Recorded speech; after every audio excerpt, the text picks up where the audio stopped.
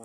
าลัดเสาทุกคนเลยเขาก็มาลัดเบิ่งไก่ทุกคนมาฝึกเบิ่งไก่ซ้ำเสานะเพราะว่าตอนแรกว่านี่เขาลงมาหาลัดแรงทุกคนเลยหายิงลัดคำนะก็ได้ยินไก่ขันหลายตัวเลยมันขันขึ้นคอนทุกคนเลยไปดูเบิ่งน้ำกันทุกคนว่าสิมานบ่หรือบ่มานนะก็บ่ทันว่าทุกคนไปเบิ่งน้ำกันทุกคนเลยไปก็สิไปนั่งฟังเสียงมันนะมามันสิขันอยู่เชิงไหนเนี่ยนะเขาจังสิเข้าไปจอบเข้าไปทุกคนเลยถ้ามันสวยนี่เขาก็สิโกแก่เอาทุกคนเขาเอา MP3 มาโกแก่นะเอากันยางลุกค่อยๆไปนักหวยทุกคนเลยการไปตามหวยนะแล้วก็ฟังเสียงรหัสไก่ขันนะขันบางไรเขาก็ซึ้งบางขันก็เขาก็มาหอดคนมานั่งฟังบนเขามาแรงหวานนี่ทุกคนเลยเพราะว่าอยู่นี่มันมีไก่นะเขานั่งฟังมันหูชัดเจนว่ามันคันซึ้งไงนะเขาจะเชื่อไปหามันทุกคนเลยแก่นะทุกคนเลยเขาก็รอฟังมันคันนะเขาเข้ามากลางป่าแล้วคันนะทุกคนอยู่ไหน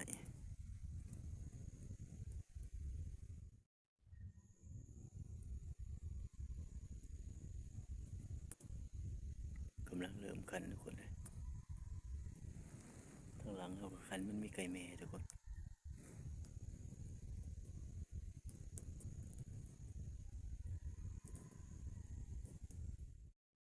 เริ่มแจ้งนะทุกคนเลยก็คัน2 บาท3 บาทเลยยาทุกคนเลยเอาไปถ้าฟังมันคันเลยว่าแจ้งคนนี้เขาสิก็แก่เอาทุกคนเลยวันนี้ก็แจ้งทุกคนเลยเขาก็สิใส่โทรศัพท์ที่เขาอัดคลิปเลยนะต่อทุกคนเลยเราลุ้นไปทำกันทุกคนมาสีมานมาสีบมันนะ2 ตัวทุกคนเมื่อกี้อยู่นี่ตัวหนึ่งทั้งหลังนี่ตัวหนึ่งทุกคนโอ้ยเขาก็ผมมีโทรศัพท์2 หน่วยทุกคนเขามีโทรศัพท์หน่วยเดียวนะเพราะว่าใส่ MP3 ต่อเปิดจากโทรศัพท์ทุกคนเขาโหลดคลิปไก่มามันตื่นเมื่อกี้มันตื่นกันทุกคนเลยตื่นนกข้อมานกข้อไปมาลงเนี่ยทุกคนใกล้ๆเอาเนี่ยนะเป็นเพิ่มไปโอ้ย2 ตัวทุกคนเลยไก่แม่ไปกระต่ายอยู่ไปต่อบนไม้ทุกคนบอลนี่มันรักแล้วมันโบเขาเดี๋ยวทุกคนกี่มันมามันตื่นนกข้อวินนะเข้าไปอยู่เข้าไปนั่งอยู่เจทุกคนโอ้สิได้ทุกคนเขามา2 บาทเดียวอ๋อสิได้ดีโลเนี่ยเว้นแบบเขาสิยิงมันก็บ่มั่นใจทุกคนมันบังคือนะเขาก็คือแบบมันบีดคืออาจจะสิยิงนกข้อว่าบินก่อนโอ้ยสิได้ไปเบิ่งทำไมทุกคนเด้ไปต่อบนจุดใหม่อีกว่าสิเป็นแนวไรนะจุดนั้นมันจากรักเลยทุกคนเข้ามาต่อรู้นะมาทุกคนเลยต่อพันไปบนที่2นะก็เขามาจบเจอทุกคนเลยแต่มาบ่ถึงเขานะมาบ่หอดเสียงก็บ่มีโอกาสเลยยิงทุกคนเลยไปต่ออีกบนอื่นอีกทุกคนไปอีกจักบอลจะได้บ่เห็นเขาก็สิกลับทับเลยทุกคนเลยสภาพปลาก็แห้งแล้งแห้งทุกคนเลยหากินกันยากนะฤดูนี่ทุกคนฤดูแดงมาว่านี่ก็บ่ไหลยังได้ทุกคนไปหยับกับดักกับบ่ไหลนะมันนี่ก็ขาดว่าสิขั้นไปท่านกับทับท่านทีมงานไปหาจีกซานกับบางที่สิได้ไปน้ำทีมงานเลยทุกคนเลยพอเข้าไปหาหล่อยิงนกยิงน้ำพอเลยเมื่อฝากเมื่อตอนลูกชายเนี่ยทุกคนแห้งแรงแห้งทุกคนเลยกลับขึ้นมากับบ่พอเลยทุกคนตัวเมื่อกี้นะกระสีเพิ่นไหลลงไปหาทีมงานทุกคนหายังกับบ่ไหลได้เช้านี่บ่มันก็สิไปหาทีมงานแล้วก็จังแอนก็ทีมงานมาสิไปใช้ต่อนะเพราะว่ามื้อนี้ก็สิได้เข้าบ้านทุกคนนะสิได้กลับบ้านนะก็ไปรอหายิงนกตามหวยตามอันนี้ก่อนเพราะอะไรเมื่อฝากลูกทุกคนเลยก็สิหมุนปลารอลุงทุกคน หายิงรอไปหาทีมงานนะปีนตะดิ่งลงคอยลงหายิงแคมหวยทุกคนเลยตามแคมหวยนะมันสิมีนกเนี่ยมันซุ่มมันมีน้ำทุกคนเลยอะไรเงี้ยทุกคนก็สิเข้าไปทับเพื่อนเลยวันนี้ยังบ่ทันหอดทับยังไกลเติมคอยยิงลงไปทุกคนก็ความหวังเดียวก็คือตุ่มกุ้งทุกคนเลยเอาตุ่มกุ้งลงแช่เมื่อคืนนี้นะหลุดน้ำกันทุกคนเลยมาสีไหลแนวเลยสีไหลหรือบ่ไหลนะตุ่มกุ้งเลยทุกคนเลย งานก็เฮ็ดกินถ่า นี่ก็คือเก่าแล้วบัดนี้ก็เนาะ คุณกินปลาครับแกงปลาเก่าทุกคนเลยครับกินอาหารเก่าๆทุกคนมาเนี่ยบ่มานสิได้รสสั่นจากได้ผ่านเป็นแนวอื่นเลยแหละสิได้กุ้งนะฮะ โอ้ยนะไปหยัน ปลา ปากเล่นซะแล้ว กุ้งที่ใส่ตุ่มว่านนี่นะต้นของน้ำก็มีเด้อกระเสียดอันนั้นเอาทุกคนล้นเด้อเอาทุกคนเลยมาดักเต้นของน้ำเด้อเฮ้ยมาดักเต้นของน้ำเด้อ ตัวนี้ เตรียมเขาทุกคนเลย นำไปแล้วสดเลยสิ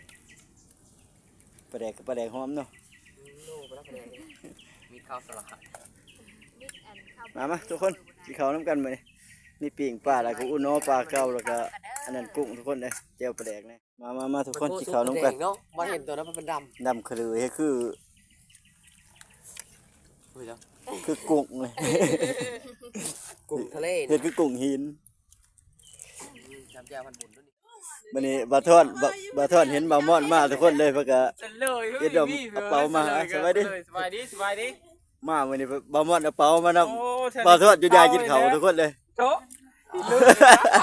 เรื่องว่าจะกินนี่นะฮะมาตูดทีมงานแล้ว แก้ป่าบ้านไม่ได้หมูม่อนก็หิวข้าวมาหิวน้ำมานะไม่ได้กินข้าวกินน้ำเลย กระเด้าแล้วเดี๋ยวจะ นี่วันนี้บาม่อนเอาเป๋ามาเพื่อกะล่อหลุดอยู่ทุกคนเลย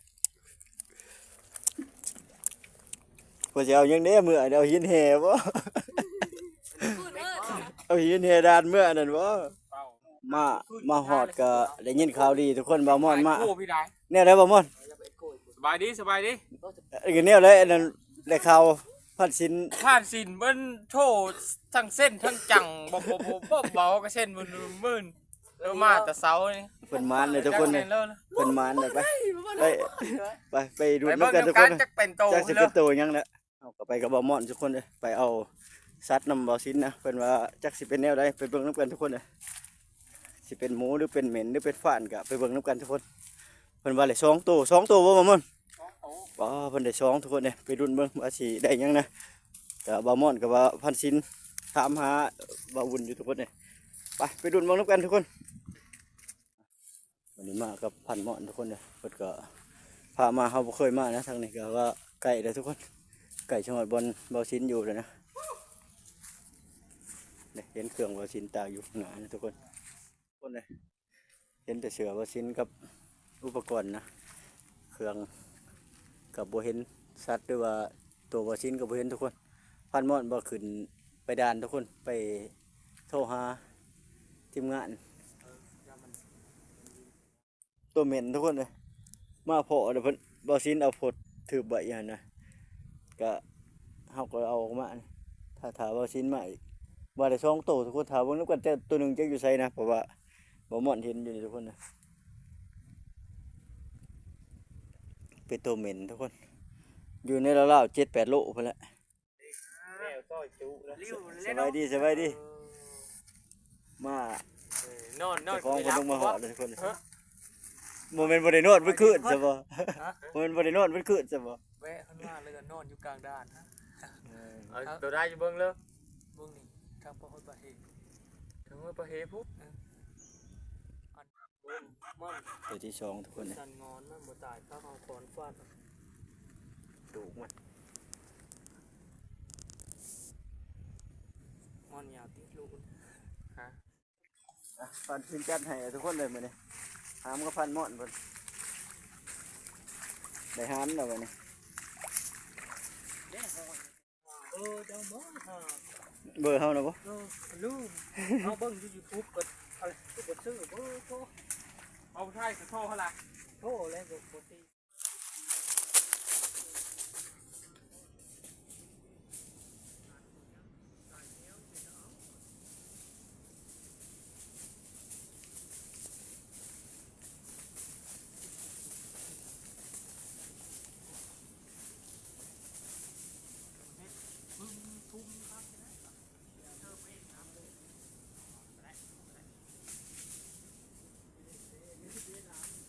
ติดน้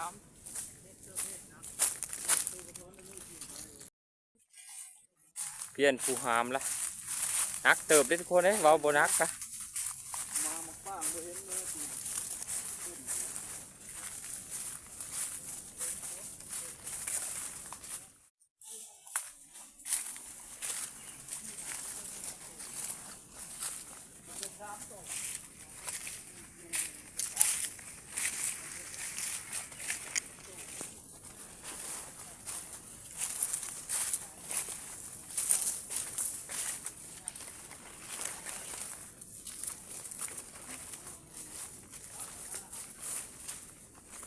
จะเว้าให้ลูก ไก่จังหวัดทับเลยทุกคนเลย เอาที่หันหลายนี่ใส่ได้ดิเปิ้นทั้งหมดที่ผมก็ คันก็คันสวยไก่ ปีบเอาพาไปทะลงมาแล้วบ่พี่น้อยพี่น้อย ก็หอดทับเลยทุกคนเลยทีมงานก็ขึ้นไปปล่อยคลิปทุกคนเลยสนุกมาก เว้าว ตัวเมนเอาไว้ทุกคนเลยเอาใส่กับมาแล้วทุกคนนะสบายดีสบายดีแนวไดกับดักเก่า บ่มีวีแววเลย คือสมอยเดียวเดียวเลย บ่ได้ประมือมันนั้นไปห้างใหม่เลยผู้ดีเจอเลย โอ้ จนมาย่าน อันนั้นจะน้อยก็เอาได้ดิเนาะ เออ อ่ะครบทีมงานทุกคนเลยเฮากะมากับพอดี โอ้โหได้มานั่นเป็นกระถิ่นก้อนเด้อ พากันเดาหรือวัดน้ำหนักลองเบิ่งทุกคนนะว่าสิว่าจักโลนะประมาณ บ้านเบิ่ง เวทช่องเพิ่นว่า บ่โหด โอ้หนัก โห ตั ด วนี้นี่ 12โล ประมาณ10 ประมาณขา10ลงมานี่นะ ขานี่แหละพอดีบ่ให้ย่อมึงดูบ่ให้ย่อสูงๆดูนักจะนักแม่น10โล อ่ะมาฮอนนี่ก็ขอขอบคุณขอบใจพ่อแม่พี่น้อง FC ทุกท่านที่เข้ามาเบิ่งมาชมแล้วก็มาติดตามสำหรับคลิปนี้ก็มันทุกคนเลยเบาสินจัดให้ทุกคนเลยมาก็เฮาไปรัดเสาก็บ่ได้ดอกมาก็เลยยินข่าวดีก็เบาสินมันนะทุกคนเลยเหม็น2ตัวทุกคนเลยตัวหนึงก็เป็นดุกอ่อนมันทุกคนเลยมันกำลังอันนี้นะออกมาก็พอดีมันทุกคนเลยคลิปนี้ก็ขอฝากไว้สำนี้ทุกคนพอๆกับบ่าวบุญใหม่ในคลิปต่อไปสำหรับคลิปนี้ก็ขอกล่าวคำว่าสบายดี